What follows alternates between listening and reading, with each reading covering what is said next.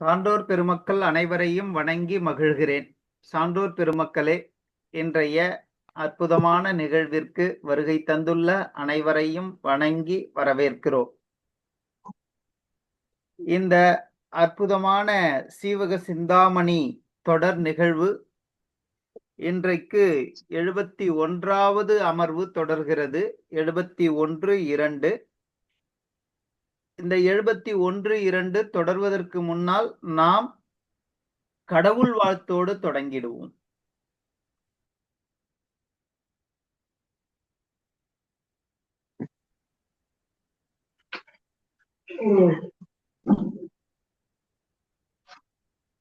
சுகந்தி பாடுறீங்களா? நீங்க அம்மா பாடுறேன்னாங்கம்மா.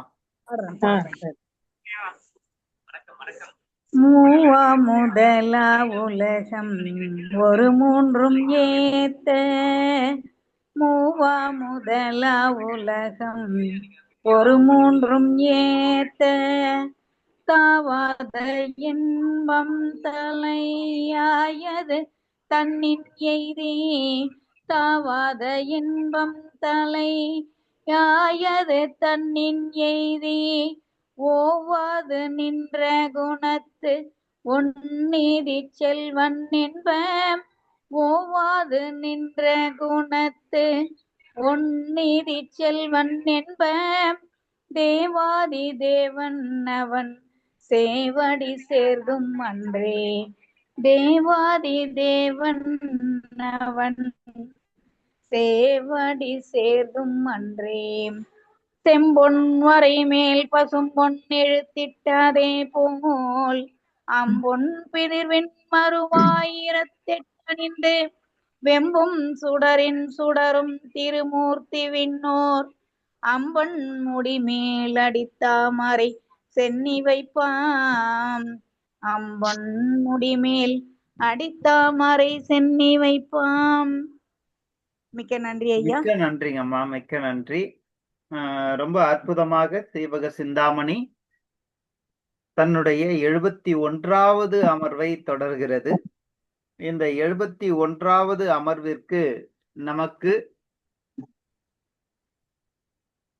பாடுபொருளாக என்ன அமைந்திருக்கிறது என்பது நன்றாக தெரியும். நேற்று வரை 1700 பாடல்கள் வரை நிறைவுற்றன. இன்றைக்கு 1701வது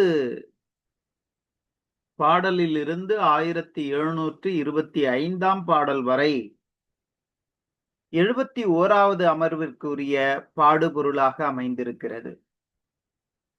இதை வழங்குவதற்காக நமக்கு காத்து கொண்டிருக்கும் பேராசிரியர் முனைவர் சி. பாரதி.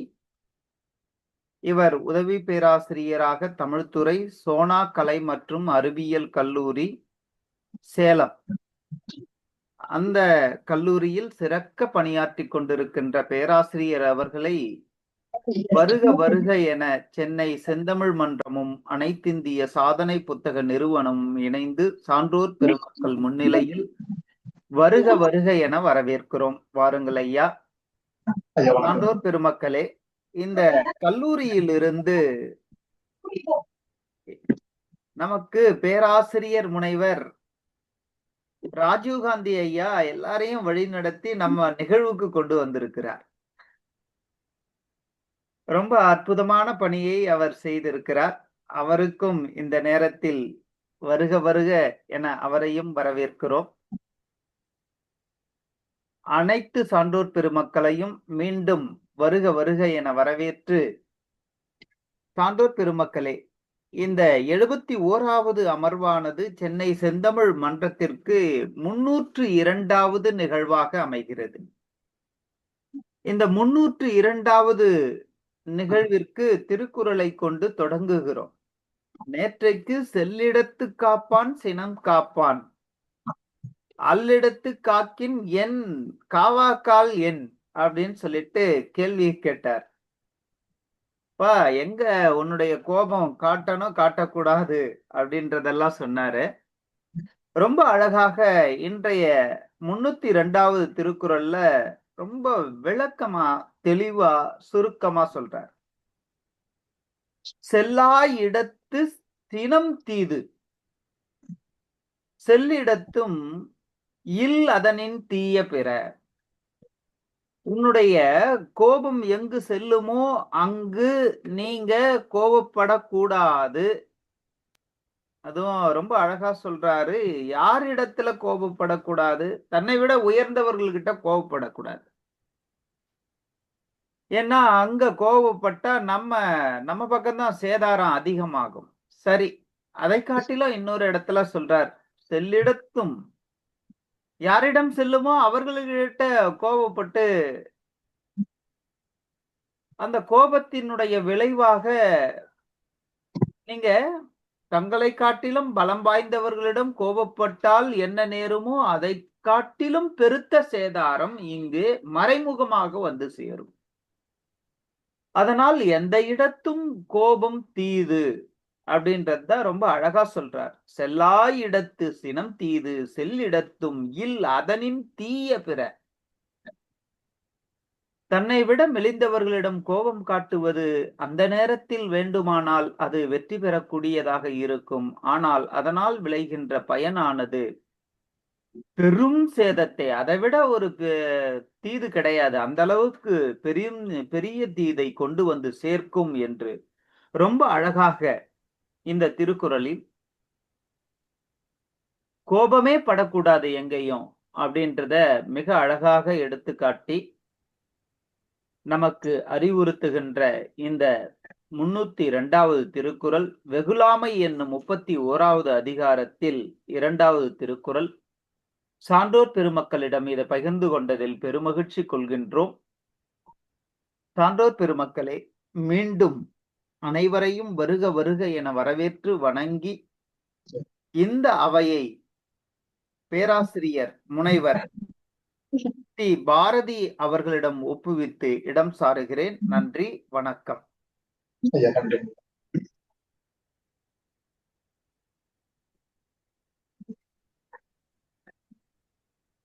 தாங்கள் தொடரலாங்க ஐயா. சரிங்கய்யா. என் உயிரினும் மேலான செம்மொழியான தமிழ் மொழிக்கு வணக்கம். சென்னை செந்தமிழ் மன்றம் பொது அறக்கட்டளை மற்றும் அனைத்திந்திய உலக சாதனை புத்தக நிறுவனத்துடன் இணைந்து நடத்தும் சீவக சிந்தாமணி உலக சாதனை முயற்சியாக நிகழ்த்தும் பன்னாட்டு கருத்தரங்க நிகழ்வில் இணையவழி நிகழ்வில் இணைந்திருக்கக்கூடிய அனைத்து சான்றோர் பெருமக்களுக்கும் எனது முதற்கண் பணிவு கலந்த வணக்கத்தை முன்வைக்கின்றேன். சென்னை செந்தமிழ் மன்றம் எனும் அமைப்பின் சார்பாக சீவக சிந்தாமணி நிகழ்ச்சியை ஒருங்கிணைத்து வழி நடத்தி கொண்டிருக்கின்ற முனைவர் ரமேஷ் ஐயா அவர்களுக்கு என் பணிவான வணக்கங்களை முன்வைக்கின்றேன். சோனா கலை மற்றும் அறிவியல் கல்லூரியின் தமிழ் துறை தலைவர் மற்றும் பேராசிரியர் முனைவர் க. விஜயராகவன் ஐயா அவர்களுக்கு என் வணக்கங்களை முன்வைக்கின்றேன்.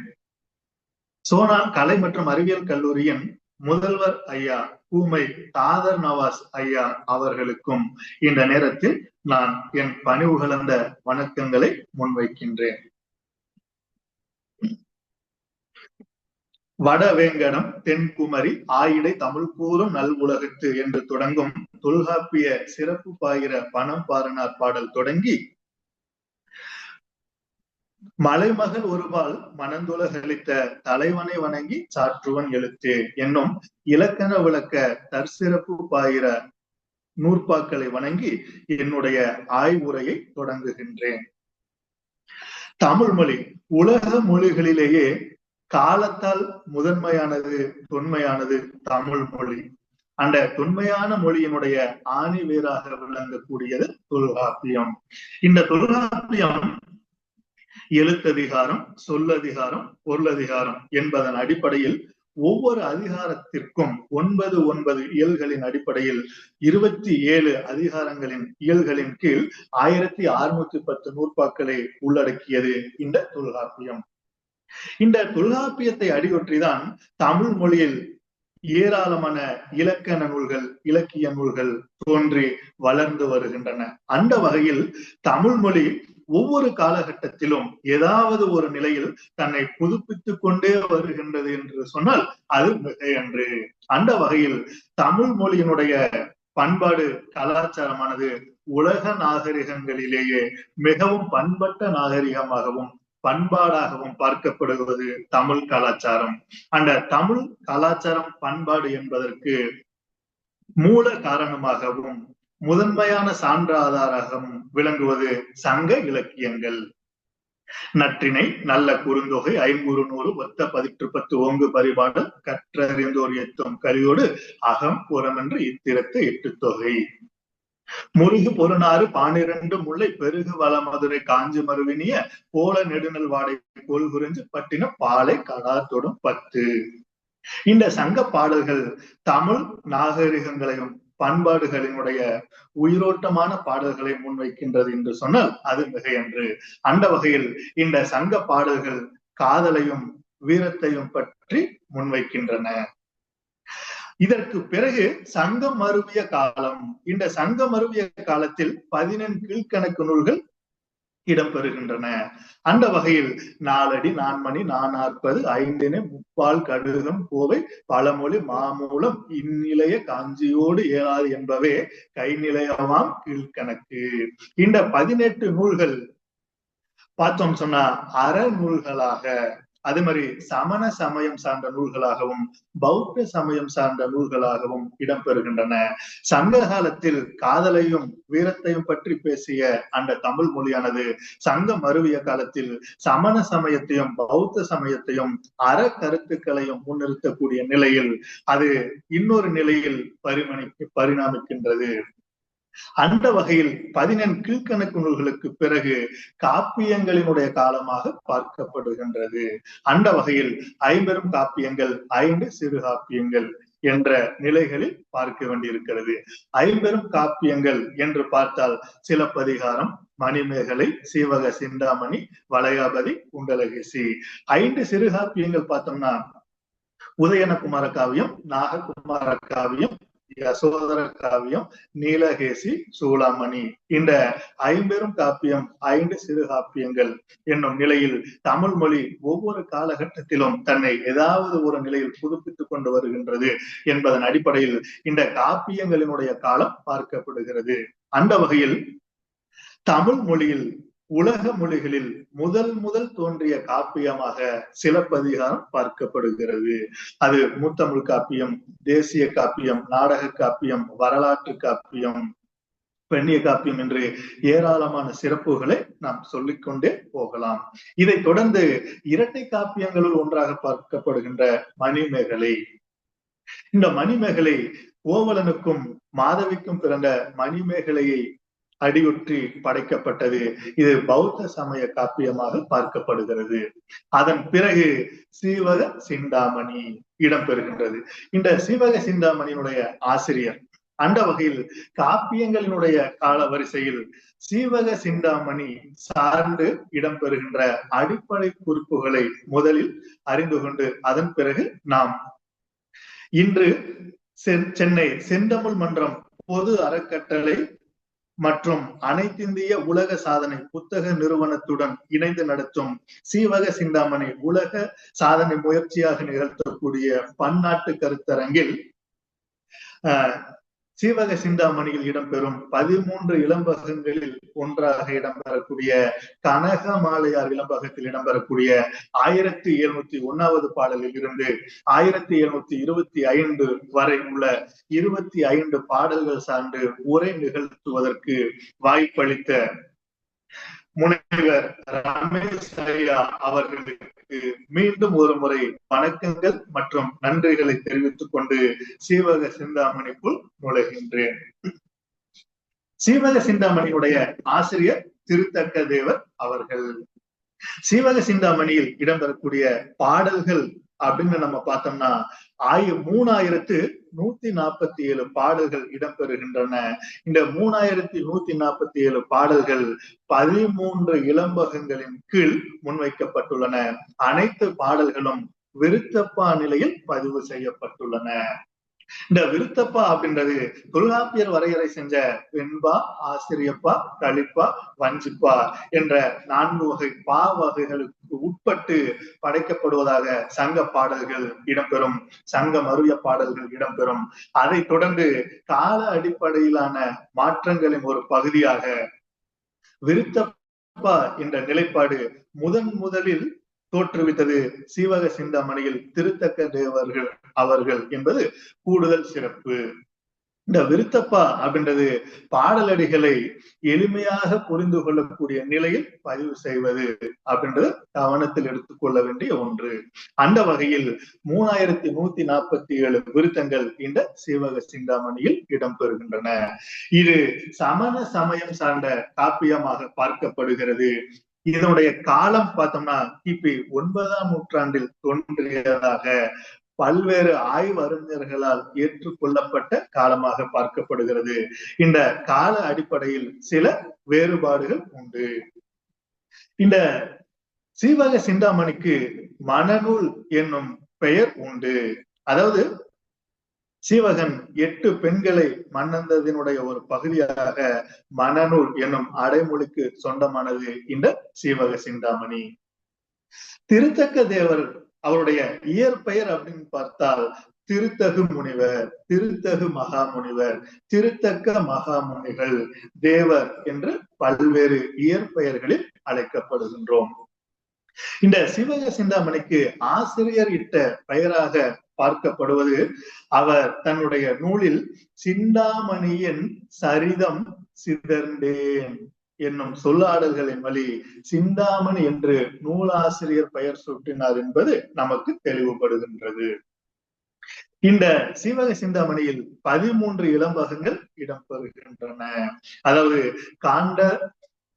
காண்டருவதத்தையார் இளம்பகம், குணமாலையார் இளம்பகம், பதுமையார் இளம்பகம், கேமசரியார் இளம்பகம், கனகமாலையார் இளம்பகம், விமலையார் இளம்பகம், சுரமஞ்சரியார் இளம்பகம், லக்கணையார் இளம்பகம், கோவிண்டையார் இளம்பகம், நாமகள் இளம்பகம், மண்மகள் இளம்பகம், பூமகள் இளம்பகம், முத்தி இளம்பகம் என்று 13 இளம்பகங்களின் கீழ் இந்த சீவக சிந்தாமணி படைக்கப்பட்டுள்ளது.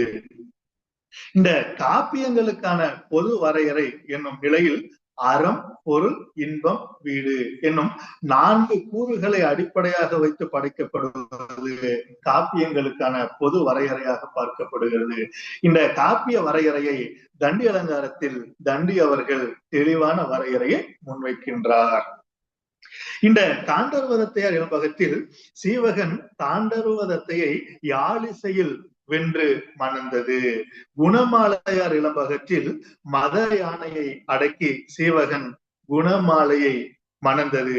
அதே மாதிரி பதுமையார் இளம்பகம் பாம்பு நஞ்சு நீக்கி சீவகன் பதுமையை காப்பாற்றி மணந்தது.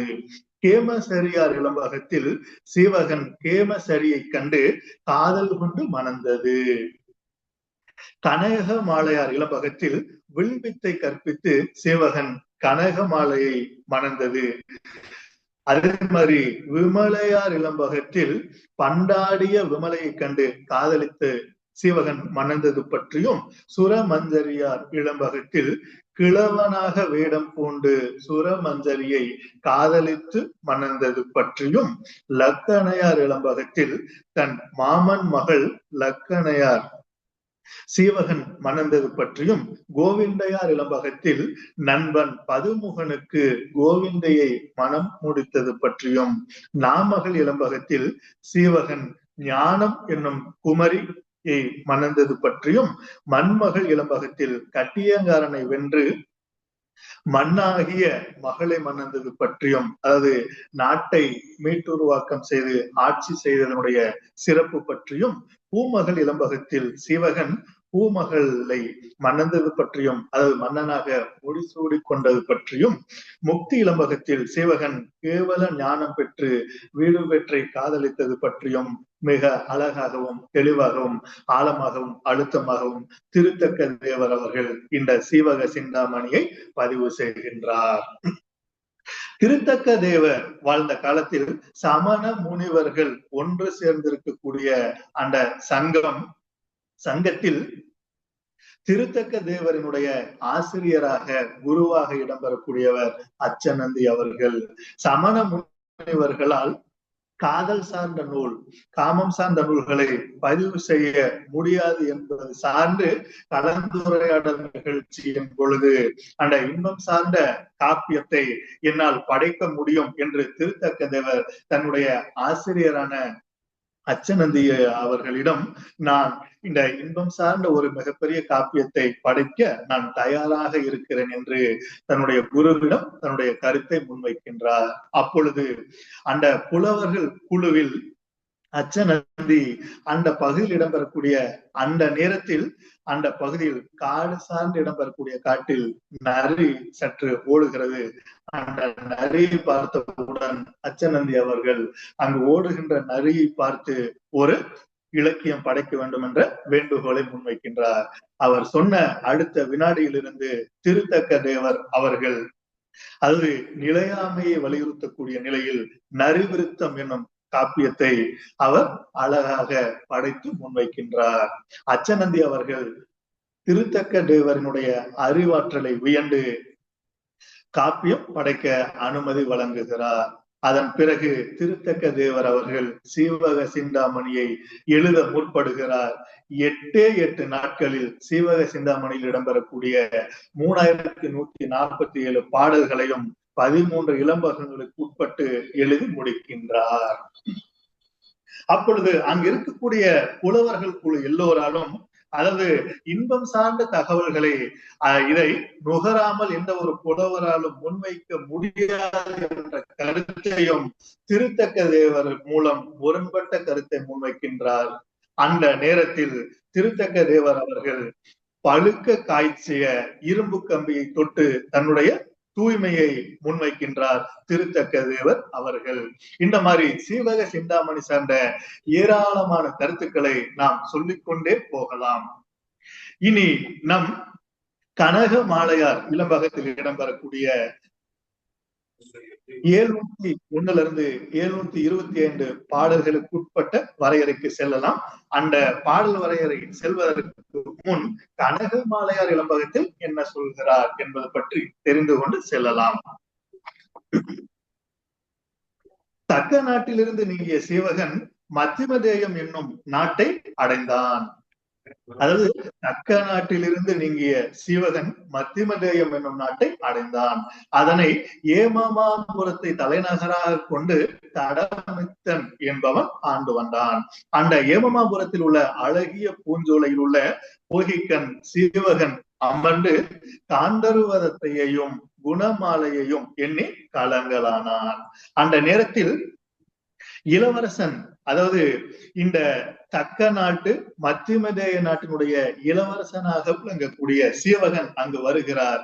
அங்கு அவரை சந்திக்கிறார். அங்கு 2 பேரும் உரையாடுகிறார்கள். அப்பொழுது தான் பலமுறை முயன்றும், அதாவது சீவகன் விசயன் பலமுறை மாங்கனியை வீழ்த்துவதற்காக வில்வித்தை அடிப்படையில் முயற்சி செய்கிறார். ஆனால் ஒரு நிலையிலும் அவரால் மாங்கனியை வீழ்த்த முடியவில்லை. அந்த இடத்தில் சீவகன் இருந்தவுடன் சீவகன் தன்னுடைய முதல் வில் அம்பிலேயே மாங்கனியை வீழ்த்துகிறார். இதில் ஆச்சரியப்பட்ட விசயன் தன்னுடைய தந்தையான தக்க நாட்டினுடைய மன்னனிடம் அழைத்து செல்கிறார். அப்பொழுது தடமித்த மன்னனிடம் சென்று சீவகனை அறிமுகப்படுத்துகிறார் விசயன் அவர்கள். தடமித்த மன்னன் அதனை கேட்டறிந்து தன்னுடைய மக்களுக்கு வில் கலை, வாள்கலை, யானை ஏற்றம், குதிரை ஏற்றம் முதலான பயிற்சிகளை தரக்கூடிய ஆசானாக அந்த சீவகனை அமர்த்துகின்றார். சில நாள்களிலேயே அந்த மைண்டர்கள் போர்க்கலையில் மிக திறமை வாய்ந்த போர் வீரர்களாக உருவெடுக்கிறார்கள், தலை சிறந்தவர்களாக உருமாறுகிறார்கள். இதனை அறிந்த மன்னன் தடமித்தன் சீவகன் மேல் கொண்ட பற்றின் காரணமாக தன்னுடைய மகள் கனக மாலையை அவனுக்கு மனம் செய்து கொடுத்து மருமகனாக்கி கொண்டார். சில நாட்கள் அங்கு தங்கி இருக்கிறார். இவ்வாறு இவன் இங்கு தங்கி இருக்கக்கூடிய காலத்தில் ராசமாபுரத்தில் சீவகனை காணாது நந்தட்டன் தோழர்கள் மனம் கலங்கியிருந்தார்கள். அவர்கள் காண்டருவதத்தையினுடைய உதவியை நாடுகிறார்கள். அந்த வகையில் காண்டருவதத்தை ஆகாச காமினி என்னும் மந்திரத்தினுடைய வெளிப்பாடாக ஆகாச காமினி அப்படின்ற மந்திரத்தை சொன்னால், அது நந்தட்டன் அவர்கள் சிவபகவான் எங்க இருக்கிறாரோ அங்கு விண்ணில் பறந்து செல்லக்கூடிய வலிமை வாய்ந்த அந்த மந்திரத்தை ஆகாச காமினி மூலமாக சிவபகன் எங்க இருக்கிறார் என்பதை அறிந்து நந்தட்டன் அங்கு செல்கிறார். நந்தட்டனை கண்ட சிவகன் பெரிதும் மகிழ்ந்து ராசமாபுரத்து செய்திகளை கேட்டறிகிறார். நந்தட்டன் சீவகனை சென்றடைந்து விட்டார். இதை பார்த்த சீவகன் ராசமாபுரத்தினுடைய ஒவ்வொரு தகவல்களையும் கேட்டு மகிழ்ச்சியோடு அறிந்து கொள்கின்றார். சீவகனினுடைய முதலான மற்ற தோழர்களும் காண்டருவதத்தை இடத்தை அடைந்து நடந்தவற்றை அளித்தனர். தாங்களும் சீவகனை காண செல்வதாக கூறிய காந்தருவதத்தையிடம் விடைபெற்றுக் கொண்டு ஏமாபுரம் நோக்கி செல்லலாயினர். செல்லும் வழியில் விசையை தவம் செய்து கொண்டிருக்கும் தண்டகாரணிய தவப்பள்ளியை அடைந்தனர். அப்போது தோழர்களில் ஒருவரான தேவதத்தன் தாங்கள் யார் என்பதை விசையைக்கு கூறும்போது கட்டியங்காரனுடைய ஏவலால் மதனன் முதலான வீரர்கள் சீவகனை கொல்ல கொலைக்களம் நெருங்கிய போது ஒரு தெய்வம் காப்பாற்றியது என்ற சொற்களை மட்டும் கேட்டுவிட்டு விசையை வாய்விட்டு புலம்பலானாள். உணர்ச்சி வயப்பட்டு சீவகனினுடைய பிறப்பு ரகசியத்தை வெளிப்படையாக கூறி வாய்விட்டு கதறி அழலானாள். தோழர்கள் சீவகனினுடைய பிறப்பினை அறிந்து கொண்டனர். அதன் பின் சீவகன் இறக்கவில்லை என்பதனை விசையைக்கு உணர்த்தி ஒரு திங்களில் சீவ நம்பி அழைத்து வருவதாக கூறி ஆறுதல் சொல்லி அவ்விடம் விட்டு நீங்கினர்.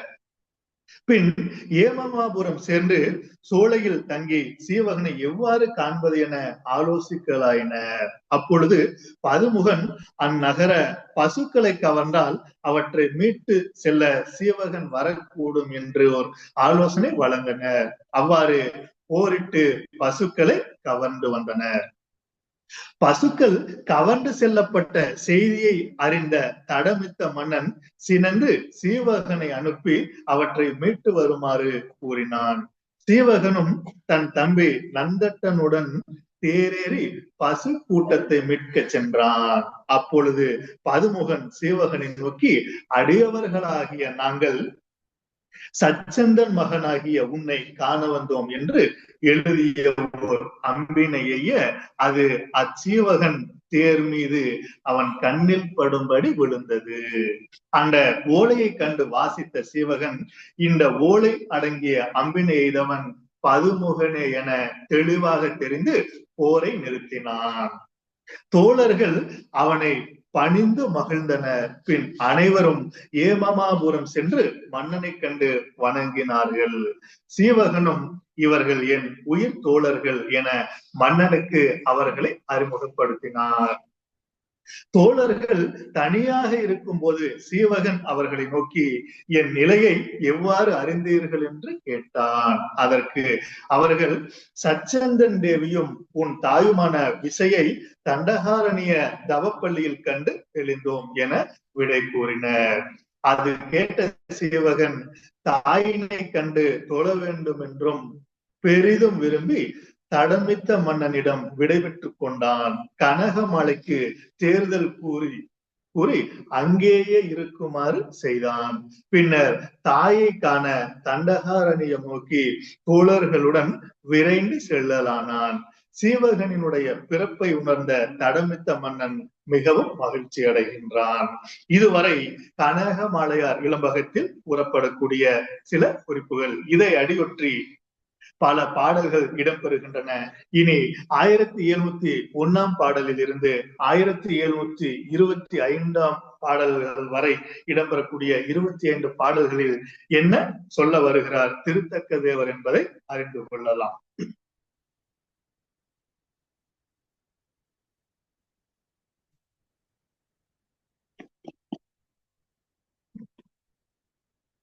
சீவகனை எண்ணி ஏங்கி இருத்தலாக. அதாவது காண்டருவதத்தை சீவகன் ராசமாபுரத்திலிருந்து விலகி காணாமல் போய்விடுகின்றார். தன்னுடைய தலைவன் காதலன் எங்கு இருக்கிறார் என்ற ஒரு ஐயப்பாட்டின் காரணமாக காண்டருவதத்தை அவர்கள் எண்ணி ஏங்கி வருத்தப்பட்டு கொண்டிருக்கிறாள். அந்த பாடலை இந்த பாடல் பதிவு செய்கின்றது. ஊன் தகர்த்திட்ட போன்றும் ஊடெறி முளைப்ப போன்றும் தோன்று பூ இளவ தம்கண் தொகையணில அணைய பைங்காய் கான்றமென் பஞ்சியார்த்த மெல்லனை ஆழ்க்கை நீக்கி தேன் தயங்கினர் பெய்கோதை சிந்தையில் நீட்டினாளே. அதாவது இந்த காந்தருவதத்தை தான் அமர்ந்திருக்கக்கூடிய அந்த கட்டிலில் இடம்பெறக்கூடிய மெத்தையானது இளம் பூ மெத்தையால் ஆனது. அதை திருத்தக்க தேவர் எப்படி அழகான ஓமையை சொல்கிறார் என்பது பார்க்க வேண்டும். அதாவது அந்த இலவம் பஞ்சியினுடைய காய் எது மாதிரி இருக்கு என்று சொன்னால் ஊன் சிதறி கிடப்பது போன்றும் இடையே எரிகின்ற நெருப்பு பற்றி கொண்டது போன்றும் விளங்கக்கூடிய மலர்கள் இலவ மரத்தில் தோற்றம் தருகின்றன. அந்த இலவ மரத்தில் இடம்பெறக்கூடிய இலவ மர பிஞ்சுகள் அணில் கூட்டம் எப்படி இருக்குமோ அது மாதிரியான தோற்றத்தை பெற்று இருப்பதாக கூறுகிறார். இலவ மரத்தில் இடம்பெறக்கூடிய தோற்றம் இலவ மரத்தில் அணில் கூட்டம் போல திரண்டு தூங்கும் காய்கள் வெடித்ததால் கிடைக்கக்கூடிய இலவம் பஞ்சினை கொண்டு தயாரிக்கப்பட்ட மென்மையான பஞ்சனையில் சாய்ந்து கொண்டால் காண்பருவதத்தை. அந்த காந்தருவதத்தை இசைக்கலையில் கை தேர்ந்தவளாக விளங்கக்கூடியவளாக இருந்தாலும் தன்னுடைய தலைவன் இல்லை என்ற ஏக்கத்தில் வருத்தத்தில் தன் கையில் இருந்த யாழினை எடுத்து அப்புறம் வைத்தாள். தேன் நிறைந்த புத்தம் புது மலர்கள் சூடிய அடர்ந்த நெடும் கருங்கூண்டலை உடைய காண்டருவதத்தை இவ்வாறு வருத்தத்தோடு சிந்தனை செய்தபடி சீவகனை எண்ணி ஏங்கி இருந்தாள் என்பதை 1701 பாடல் நமக்கு முன்வைக்கின்றது. அதே மாதிரி அழகு கெட்ட காண்டருவதத்தையினுடைய அழகானது தன்னுடைய தலைவனையே ஏங்கி ஏங்கி இருப்பதனுடைய ஒரு பகுதியாக நுட்பமான வரிகளுடன் திரண்டு செழித்து கண்டவர் கண்ணையும் மனத்தையும் வருத்துகின்ற விருப்பம் தரக்கூடிய கோவை கனி போன்ற தன்னுடைய இதழ்களானது பேரழகு வாய்ந்ததாக இடம்பெறுகின்றது. அப்படிப்பட்ட அந்த காண்டருவதத்தினுடைய இதழானது சீவகனை எண்ணி ஓயாது பெருமூச்சு விட்டு வருந்துவதால் அழகு கெட்டு விட்டது. வாள் போன்ற அழகிய கண்களுடைய காண்டருவதத்தை இவ்வாறு வாடி மெலிந்தாள் என்பதை இப்பாடல் முன்வைக்கின்றது. அதன் பிறகு நந்தட்டன் காந்தருவதத்தை சென்றடைதல். அங்கு ராசமாபுரத்தில் இருந்து, அதாவது காந்தருவதத்தினுடைய அந்த மந்திரத்தின் மூலமாக சீவகனை சீவகனிடத்திற்கு வந்தடைகின்ற அந்த நந்தட்டன் ஒளி நிறைந்த மணிகளாலான மலை போன்ற அழகிய மாலைகள் சூடிய மார்பினை உடையவன் சீவகன். அவனை பொன் போன்ற தேமல் படர்ந்த எனது மேனி தழுவும் நாள் எந்த நாளோ என்று எண்ணியபடியே காண்டருவதத்தை இருந்தாள். அப்போது சீவகனினுடைய இளைய சகோதரனான நந்தட்டன் இவள் வசித்த இல்லத்தை வந்தடைந்தான். அதன் பிறகு தத்தையை வணங்கி நின்ற நந்தட்டன் காண்டருவதத்தை இருக்கும் இடத்திலிருந்து 5 விரற்கடு தூரத்தில் நின்றபடியே தரையில் விழுந்து அவளை வணங்கினான். மையை விலை கொள்ளும் கண்களை உடைய காந்தருவதத்தை அவனை வியப்போடு நோக்கினாள். பின்னர் அவனை நோக்கி கையில் வில்லும் அம்பும் இல்லாத மன்மதன் போன்றவனே, இங்கு வந்து அமர்வாயாக என்று கூறி வரவேற்றாள். பகைவர்களை எப்போதும் அழிப்பதால் குருதி படிந்திருக்கக்கூடிய கரை நிறைந்த வேலினையுடைய நந்தட்டனும் 3 விரற்கடை தூரத்தில் வந்து தலை குனிந்தபடி நின்றான். நந்தட்டன் தந்தையை வினவுதல். நந்தட்டன் நிலவை போல ஒளி வீசக்கூடிய காந்தருவதத்தினுடைய முகத்தையும் பொன் ஆபரணங்கள் பூண பெற்ற அவளது எழில் மேனியையும் நோக்காதவனாகி சிவந்த மீன் போன்ற கண்களை உடைய அவளினுடைய அழகிய திருவடிகளை தழுவி கிடக்கக்கூடிய சிலம்புகளை மட்டுமே நோக்குபவனாகி எம் தலைவர் எங்கே இருக்கின்றார் என்று வினவி பின்னர் மேலும் பேசலானார்.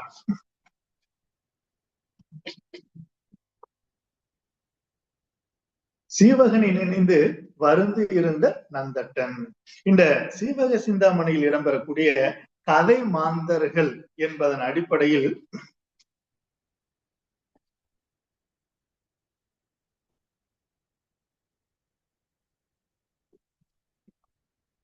தொடர்ந்து பாடலிய பயணத்தின் ஒரு பகுதியாக இந்த சீவக சிந்தாமணி கனக மாலையார் இளம்பகத்தில் இடம்பெறக்கூடிய 1701 1725 உட்பட்ட பாடல்களில் இடம்பெறக்கூடிய கதை மாந்தர்களினுடைய பெயர்கள் காந்தருவதத்தை, சீவகன், நன்றட்டன், கனகமாலை, வாசவதத்தை, காமன் தம்பி சாமன், விசயன், திருமகள், வசுந்தரா, பதுமுகன், தேவதத்தன், விசையை, கட்டியங்காரன் போன்ற கதை மாந்தர்கள் இந்த பகுதிக்குட்பட்ட கதை மாந்தர்களாக இடம்பெறுகின்றனர். இதற்கு பிறகு இந்த நாட்டினுடைய வளம் சார்ந்து பேசுகையில் தக்க நாடு, மத்திமதேய நாடு, அதாவது மத்திமதேய நாட்டினுடைய தலைநகராக விளங்கக்கூடிய ஏமமாபுரம், ராசமாபுரம், ஏமாங்கத நாடு, இந்த மாதிரியான நாட்டினுடைய வளங்கள் கூறப்பட்டுள்ளன செறிவான முறையில். அதே மாதிரி அந்த சீவகனுடைய தாய் விசையை அவர்கள் தங்கியிருந்த தண்டகாரண்ய தவப்பள்ளி மிக முக்கியமான ஒன்றாக பார்க்கப்படுகின்றது. அதே மாதிரி ஏமாங்கத நாட்டினுடைய மன்னனாக இடம்பெறக்கூடிய சச்சந்தனினுடைய மகன்தான் சீவகன் என்பது என்ற கருத்தும் இந்த கனகமாலையார் இளம்பகத்தில் தெரிய வருகின்றது. இந்த திருத்தக்க தேவர் அவர்கள் நாட்டினுடைய வளம் பற்றி பேசுகையில் தனித்தன்மை வாய்ந்தவராக திகழ்கின்றார். அந்த வகையில் ஏராளமான வர்ண இயற்கை சார்ந்த பொருள்கள் அடிப்படையில் சூரியன் சார்ந்து, நிலவு சார்ந்து, அலைகடல்கள் சார்ந்து, கருமுகில்கள் சார்ந்து, உதயமாலை, நெருப்பு போன்ற இயற்கை சார்ந்த பொருள்கள் மீதும், அதே மாதிரி மரங்கள் என்பதன் அடிப்படையில் இலவ மரம், கற்பக மரம், அகில் மரம், அகில் புகை என்ற இந்த 5 மரங்கள் பற்றிய பதிவுகள், அது சார்ந்த சிறப்புகள் பற்றிய பதிவுகள் இந்த பாடல்கள் இடம்பெறுகின்றன. இதை தாண்டி மலர்கள் என்பதன் அடிப்படையில் சந்தன மலர்கள், குவளை மலர்கள், தாமரை மலர்கள், சந்தனம், மாலை, தேன் துளி என்று ஏராளமான மலர்கள் பற்றிய உவமைகளை முன்வைத்து பாடியதன் ஒரு பகுதியாக அந்த இயற்கை வர்ணனைகளில் மட்டும் கை தேர்ந்தவர் அல்ல. நாட்டினுடைய சிறப்பு, சீவகனினுடைய சிறப்பு, அதே மாதிரி கனகமாலையார், காந்தருவதத்தை ஆகியவர்கள் எல்லாம் உவமை நோக்கில் பாடக்கூடிய நிலையில் கை தேர்ந்தவராக திகழ்கின்றார். இதை தாண்டி பசு கூட்டங்கள், காளைகள், வண்டுகள், அணில் கூட்டங்கள், பூஞ்சோலைகள், மயில்கள், தத்தை போன்ற பறவை இனங்கள் சார்ந்து, பசு இனங்கள் சார்ந்து, அதே மாதிரி போர்க்கலையில் வல்லவனாக திகழ்ந்ததனுடைய ஒரு பகுதியாக வில்கலை, வாள்கலை, யானை ஏற்ற போர்த்திரம், குதிரை ஏற்ற போர்த்திரம் போன்றவற்றில் கை தேர்ந்தவராகவும் இந்த சீவகன் திகழ்ந்திருக்கிறார் என்பதனுடைய கருத்துக்களையும் ஆழமான முறையிலும் அழுத்தமான முறையிலையும் பதிவு செய்கின்றார். இப்படிப்பட்ட இந்த சீவக சிந்தாமணிக்கு நச்சினார்க்கினியர் அவர்கள் முதலாக உரை எழுதுகின்றார். அது உச்சிமேற் புலவர்கள் நச்சினார்க்கினியர் என்னும் அடைமொழிக்கு சொந்தமான நச்சினார்க்கினியர் சீவக சிந்தாமணிக்கு முதலாக உரை எழுதுகிறார். இது தனி சிறப்பு வாய்ந்ததாக பார்க்கப்படுகின்றது. இப்படிப்பட்ட அந்த திருத்தக்க தேவர் எழுதின இந்த சீவக சிந்தாமணிக்கு உரையை எழுதி செல்லக்கூடிய நிலையில் ஏராளமான இலக்கண நூல்கள், இலக்கிய நூல்களில் இருந்து மேற்பொருள்களை கையாள்கின்றார் நச்சினார்க்கினியர் அவர்கள். அந்த வகையில் இதன் பிறகு இடம்பெறக்கூடிய, அதாவது 17ஆம் நூற்றாண்டில் தோன்றிய இலக்கண விளக்கம் திருவாரூர் வைத்தியநாத தேசிகர் அவர்கள் எழுதிய இலக்கண விளக்கம் குட்டி தொல்காப்பியம் என்னும் அடைமொழிக்கு சொந்தமானது. அந்த இலக்கண விளக்கத்தில் சீவக சிந்தாமணியில் இடம்பெறக்கூடிய 63 பாடல்களை மேற்கோள்களாக சுட்டிக்காட்டி செல்கின்றார். அந்த வகையில் திருவாரூர் வைத்தியநாத தேசிகர் அவர்கள் தான் எழுதிய அந்த இலக்கண விளக்கத்திற்கு அந்த எழுத்ததிகாரம், சொல்லதிகாரம், பொருளதிகாரம் என்பதன் அடிப்படையில் 941 நூற்பாக்கள் இடம்பெறுகின்றன. அந்த 941 நூற்பாக்களில் 63 இடங்களில் சீவக சிந்தாமணியில் இடம்பெறக்கூடிய பாடல் அடிகளை மேற்கோள்களாக காட்டி செல்கின்றார். அந்த வகையில் வைத்தியநாத தேசிகர் தன்னுடைய உரை உத்தியை 5 நிலைகளின் கீழ் பாகுபடுத்தி செல்கின்றார். இதன் பொருள், விளக்கம், எடுத்துக்காட்டு, வரலாறு, முன்னை உரைமரபு. அந்த வகையில் இதன் பொருள் என்பதன் அடிப்படையில் சொல்லதிகாரத்திலிருந்து 10 இடங்களிலும் பொருளதிகாரத்திலிருந்து 1 இடத்திலும், விளக்கம் என்னும் அடிப்படையில் சொல்லதிகாரத்திலிருந்து 5 இடங்களிலும் பொருளதிகாரத்திலிருந்து 5 இடங்களிலும், எடுத்துக்காட்டு என்னும் உரை உத்தியின் கீழ் எழுத்ததிகாரத்திலிருந்து 8 இடங்களிலும் சொல்லதிகாரத்திலிருந்து 13 இடங்களிலும், வரலாறு என்னும் உரை உத்தியின் அடிப்படையில் எழுத்ததிகாரத்திலிருந்து 5 இடங்களிலும் சொல்லதிகாரத்திலிருந்து 10 இடங்களிலும் பொருளதிகாரத்திலிருந்து 3 இடங்களிலும், முன்னை உரைமரபு என்னும் உத்தியின் அடிப்படையில் சொல்லதிகாரத்திலிருந்து 2 இடங்களிலும் பொருளதிகாரத்திலிருந்து 1 இடங்களிலும் என்று மொத்தமாக 63 சீவக சிந்தாமணி பாடலடிகளை இலக்கண விளக்க உரை விளக்கத்திற்கு துணை நிற்கும் வகையில் மேற்கோள்களாக சுட்டிக்காட்டி செல்கின்றார்.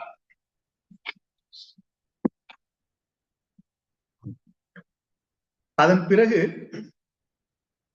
தத்தை உண்மையை உரைத்தல். பொற்களம் அணிந்திருந்த நந்தட்டன் தீயினால் பற்றப்பட்ட கற்பக மரத்தை போல காணப்பெற்றான். சீவகனை பிரிந்து பிரிவு துயராகிய பெரு நெருப்பால் வருந்தி வாட்டமடைந்து நின்றான்.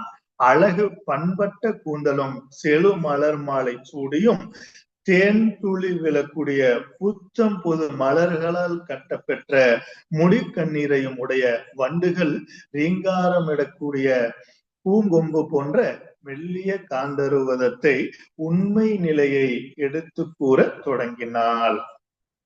அதாவது தேன் நிறைந்து ததும்பும் மலர் மாலை அணிந்த காந்தருவதத்தை நந்தட்டனுக்கு விடை தரலானால், கொதிக்கும் நிலையில் உள்ள பகைவரினுடைய ரத்தம் தோய்ந்த கூர்மையான வேலை உடைய நம் தலைவனோ எம்மை எண்ணாதவனாய் ஊழின் முறையால் வாய்க்கக்கூடிய திருமணங்களை செய்தவனாய் இன்பம் அனுபவித்து வருகின்றான். இதை தெய்வீக சக்தியாலே நான் அறிந்து கொண்டேன். ஏன் நாம் வருத்தப்பட வேண்டும்? பிண கூறுவதால் யாருக்கு என்ன பயன் என்று வினவினாள். அது வில்லாற்றலில் வந்த நந்தட்டனே, நான் உனக்கு உதவி செய்தால் நீ எனக்கு அடிமையாக இருக்க இசைவாயாக.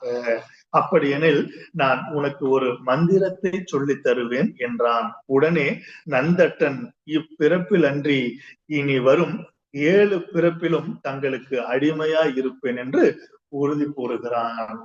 காந்தருவதத்தையும் தன் முகத்தை தடவினாள். அவ்வளவிலே அந்த மந்திரமானது நீண்ட தொலைவும் அரியதும் அல்லாதபடி நெருக்கத்திலே சீவகன் இருந்த இடத்தை விளக்கமாய் காட்டியது.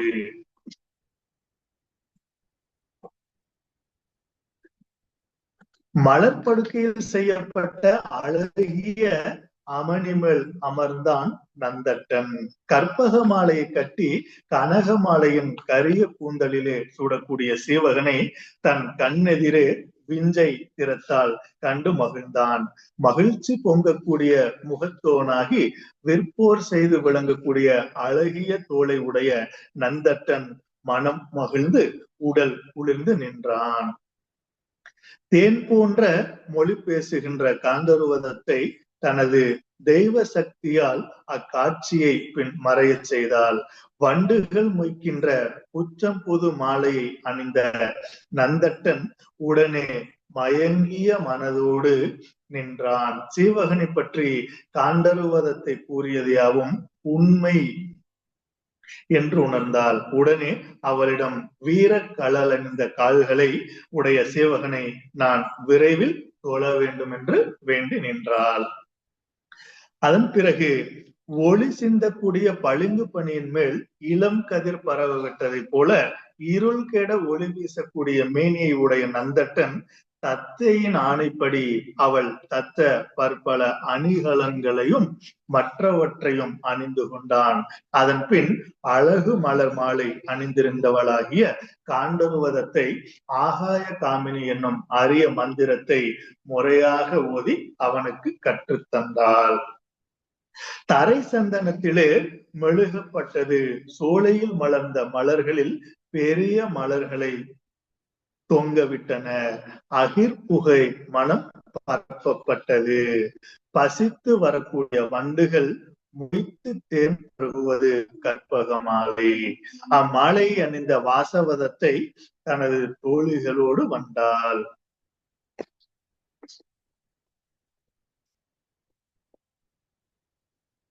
படுக்கையின் மீது அகிர் புகையின் மனம் நிறைந்த ஆடை விரிப்பாக போடப்பட்டது.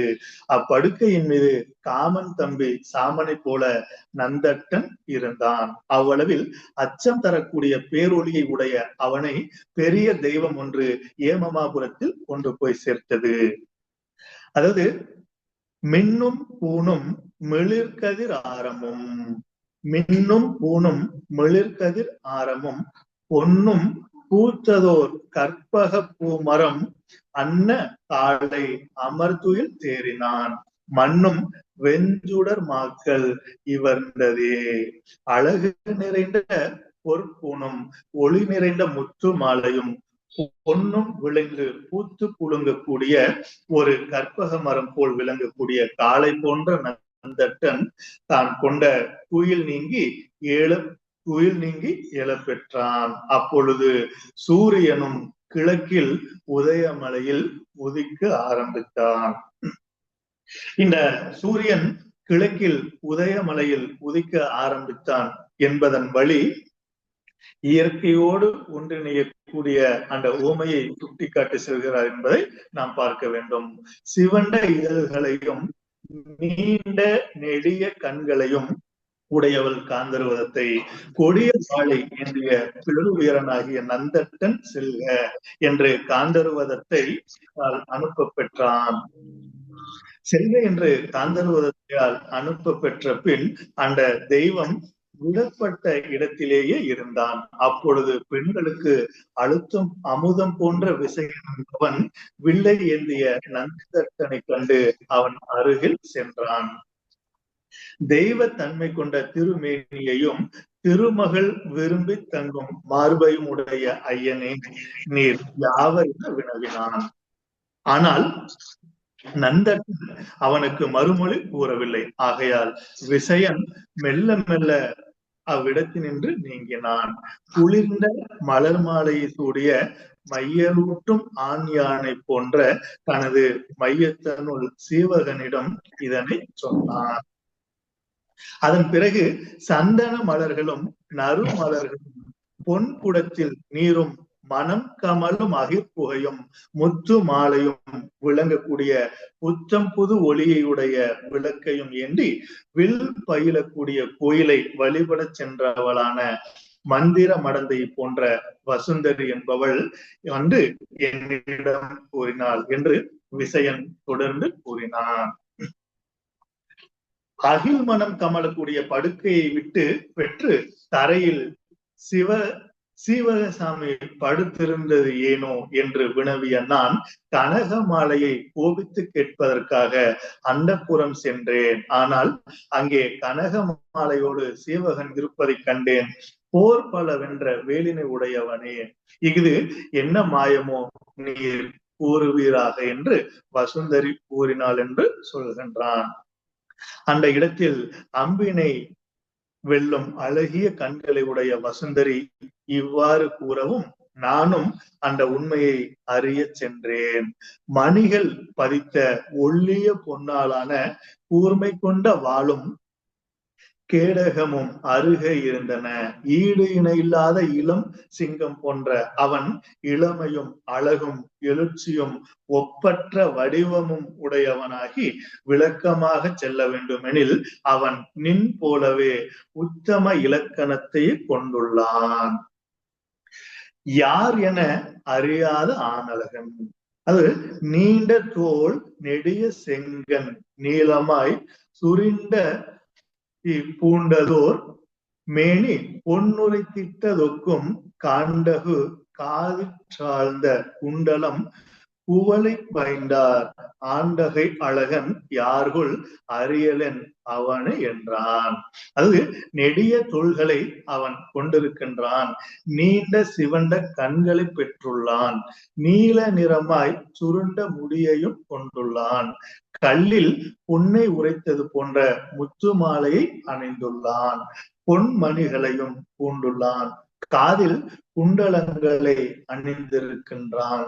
குவளை மலராலான பசுமையான மாலையை அணிந்துள்ள அந்த ஆணழகன் யாரோ நான் அறியவில்லை என்று விசயன் கூறுகின்றான். பசு கூட்டத்திடையே காளை போன்று மிக்க வலிமையுடையவன் விசயன். அவன் கூறிய மொழிகளை கேட்டான் சீவகன். அவன் உள்ளத்தில் மகிழ்ச்சி பொங்கியது. வந்திருக்கின்ற புதியவன் தனது இளையோன் நந்தட்டனே என தெளிந்தான். சோலையிலே வாழக்கூடிய மயில் போன்ற சாயல் கொண்டவள் தத்தை. அவள் மூலமாய் உண்மையை தெரிந்து கொண்டு இவ்வடிவை பெற்று நந்தட்டனே வந்துள்ளான். உடனே காலம் தாழ்த்தாமல் அப்போது நந்தட்டன் இருந்த இடத்தை நோக்கி விரைந்து சென்றான். அலைகடலிடையே தோன்றிய சூரியன் போல சீவகனினுடைய சிகையும் அவனது முகமும் விளங்கியது. சூரியன் கருமுகிலிடை நடப்பதை போல சிகையானது அசையும்படி சீவகனின் முகம் அசைத்து பேசுவது விளங்கிற்று. தனது அழகு முகம் ஒளி வீச தனது தம்பியிடம் மகிழ்வுடன் வந்து நின்றான். தருமரை அரிதாக கண்ட அர்ச்சுனன் போல நந்தட்டன் அழகிய மலர் போன்ற தன் கண்களை கூப்பினான். சீவகனினுடைய தாமரை மலர் போன்ற சிவந்த பாதங்களில் விழுந்து வணங்கினான். நந்தட்டனை மும்முறை தழுவிய சீவகன் தாமரை தடக்கை கூப்பி தாள் முதற்கிடந்த தம்பி தாமரை தடத்தை ஒத்தான் தம்முனும் பருதி ஒத்தான் தாமரை குணத்தினானை மும்முறை தழுவிக்கொண்டு தாமரை செங்கனானும் தன்னுரு பரிவு தீர்த்தான். தாமரை மலர் போன்ற அகன்ற தன் கரங்களை குவித்து சீவகன் காலடியில் விழுந்து கிடந்தான் தம்பி நந்தட்டன். அவன் தாமரை மலர்கள் நிறைந்த பொய்கை போலவே எழிலுற காட்சியளித்தான். அவன் கைகள் தாமரை மலர் போல இருந்தன. பாதங்கள் தாமரை மலர் போல இருந்தன. முகமும் தாமரை மலர் போல இருந்ததால் தாமரை மலர்கள் நிறைந்த ஓர் பொய்கை போல அவன் விளங்கினான். சீவகன் அப்பொய்கைக்கு இன்பம் தரக்கூடிய சூரியன் போல காட்சியளித்தான். அளவற்ற நற்குணங்கள் நிறைய பெற்றிருந்த நந்தட்டனை சீவகன் 3 முறை தழுவினான். அதனால் இதுவரை அடைந்த துன்பங்களை எல்லாம் சீவகன் நீங்க பெற்றான். இந்த வரை இந்த சீவக சிந்தாமணியில் கனக மாலையில் இடம்பெறக்கூடிய 1701வது பாடலில் இருந்து 1725 பாடல்கள் நிறைவு பெறுகின்றன. இந்த பாடல்களில் நாட்டினுடைய வளம், இயற்கை சார்ந்த சூழல்கள், மன்னன் பற்றிய பதிவுகள், கனக மாலையர் பற்றிய பதிவுகள், காண்டத்தையார், கனகன், விசயன் போன்றவர்களுடைய குறிப்புகள் அழகான முறையிலும் தெளிவான முறையிலும் பதிவு செய்யப்பட்டுள்ளன. இதுவரை பார்த்த பாடல்களின் வழி திசு நடராசனையா அவர்கள் சொல்வார், இலக்கணம் இலக்கியம், அதாவது இலக்கணம் இலக்கியம் உரை இந்த 3ம் ஒன்றுக்கு ஒன்று தொடர்புடையது. ஒன்று இல்லாமல் மற்றொன்று இயங்காது. அந்த வகையில் இந்த சீவக சிந்தாமணியில் இடம்பெறக்கூடிய மூல நூல் அடிப்படையில் பாடல்கள், அந்த பாடல் சார்ந்த உரைகள், அந்த உரைகள் சார்ந்து இடம்பெறக்கூடிய கருத்துரைகள் ஒன்றுக்கொன்று தொடர்புடைய வகையில் இடம்பெறுகிறது என்பதை கூறி, இந்த சென்னை செந்தமிழ் மன்றம் பொது அறக்கட்டளை சார்பாகவும் அனைத்திந்திய உலக சாதனை புத்தக நிறுவனத்துடன் இணைந்து நடத்தக்கூடிய சீவக சிந்தாமணி உலக சாதனை முயற்சியாக நிகழ்த்தக்கூடிய பன்னாட்டு கருத்தரங்க நிகழ்வில் பேசுவதற்கு வாய்ப்பளித்த முனைவர் ரமேஷ் ஐயா அவர்களுக்கு மீண்டும் ஒரு முறை நன்றி கூறி, இந்த சோனா கலை மற்றும் அறிவியல் கல்லூரியில் இடம்பெறக்கூடிய தமிழ் செம்மல் முனைவர் ராஜீவ்காந்தி ஐயா அவர்கள் என்னை பேச வாய்ப்பளித்த அவருக்கும் ஒரு முறை நன்றி கூறி, எனக்கு பேச வாய்ப்பளித்த இந்த சென்னை செந்தமிழ் மன்றத்திற்கு மீண்டும் ஒரு முறை நன்றி கூறி விடைபெறுகிறேன். நன்றி, வணக்கம். மிக்க நன்றிங்க ஐயா. ரொம்ப அற்புதமான ஒரு உரைய நிகழ்த்தி நிறைவு செஞ்சிருக்கிறீங்க. ரொம்ப அழகா எல்லா இடத்தையும் தொட்டு அந்த கதை ஓட்டத்தை பின்னி ஒவ்வொரு நிலையிலும் தங்களுடைய அற்புதமான குரல் வளத்தோடு தெளிவா அதை விரிவா ரொம்ப அழகா நிறைவு செஞ்சிருக்கிறீங்க. சென்னை செந்தமிழ் மன்றமும் அனைத்திந்திய சாதனை புத்தக நிறுவனமும் இணைந்து இத்துணை சான்றோர் பெருமக்கள் முன்னிலையில் தங்களுக்கு நன்றியை உரித்தாக்கி மகிழ்கிறோம். மிக்க நன்றிங்கய்யா. நன்றிங்கய்யா, ரொம்ப மகிழ்ச்சிங்கய்யா. நன்றிங்கய்யா. சான்றோர் பெருமக்களே, ஓரிரு நிமிடங்கள் நாம் கலந்துரையாடுவோம். ஒரு 4 நிமிடம் இருக்கின்றன. அதனால் இந்த 4 நிமிடமும் கலந்துரையாடல் செய்வோம்.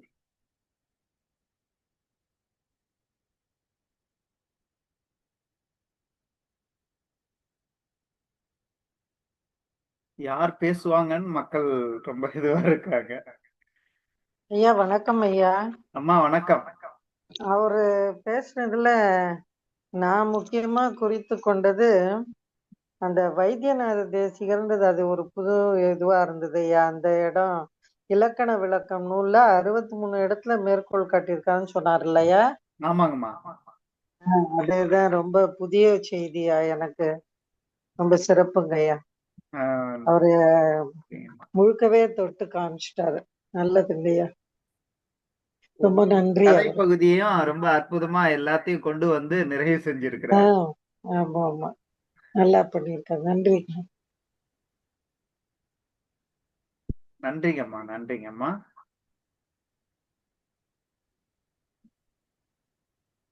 செல்வராசு ஐயா சிறப்பு சகோ அப்படின்னு சொல்லியிருக்கிறாங்க. நிறைய வாழ்த்துக்கள் அப்பப்போ குவிந்து கொண்டே இருந்தது ஐயா தங்களுக்கு. ஐயா வணக்கம் ஐயா, பேசலாமா ஐயா? தாராளமாங்க ஐயா. ஐயா, நேற்றே ஒரு குறிப்பினை சொன்னேன். அதாவது இளைய தலைமுறையினர் இலக்கியங்களை பார்க்கின்ற பார்வை ரொம்ப சிறப்பான ஒரு பார்வையாக அமைகிறது. இன்னைக்கு ஐயா அவர்கள் ஒரு இளைஞர் என்ற முறையிலும் முனைவர் என்ற முறையிலும் அவர் எப்படி இந்த காப்பியத்தை அணுகி இருப்பார் என்பதை ஆவலோடு கேட்பதற்காக இன்றைக்கு வந்தேன். அதே சமயத்துல இந்த முனைவர் பட்டத்திற்கு நான்லாம் முனைவர் ஆகணும்னு எவ்வளவு ஆசைப்பட்டேன், ஆனா அது முடியல. இருந்தாலும் அந்த முனைவர் பட்டத்திற்கு இவர்களெல்லாம் எப்படியெல்லாம் ஆராய்ச்சி செய்கிறார்கள் என்று அந்த ஸ்டாட்டிஸ்டிக்கல் டேட்டாவெல்லாம் கொடுத்தாரு பார்த்தீங்களா? 63 இடங்களில் அவர் இலக்கண வரம்புகளை எங்கெங்கே எல்லாம் புகுத்தி இருக்கிறார்கள் என்றும் சொன்னார். அது போல நிறைய எத்தனை விதமான பாத்திரங்கள் இந்த பகுதியில இடம்பெறுகின்றன என்பதை எல்லாம் பட்டியலிட்டு காட்டிய விதம் ரொம்ப அருமையாக இருந்தது. அதே மாதிரி சீவக சிந்தாமணியில அந்த பாட்டுகளில எத்தனை விதமான செய்திகள் அடங்கி இருக்கின்றன என்பதை செந்தமிழில சொன்னது, அதுவும் இன்றைக்கு புரிந்து கொள்ளுகின்ற முறையில சொன்னது மிகவும் அருமையாக இருந்தது ஐயா.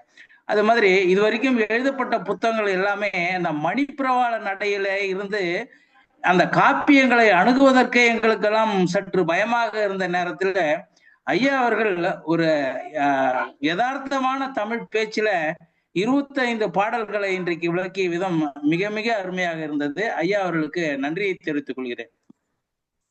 மிக்க நன்றிங்க ஐயா. ரொம்ப அற்புதமாக இருவரும் குறிப்பிட்டார்கள்.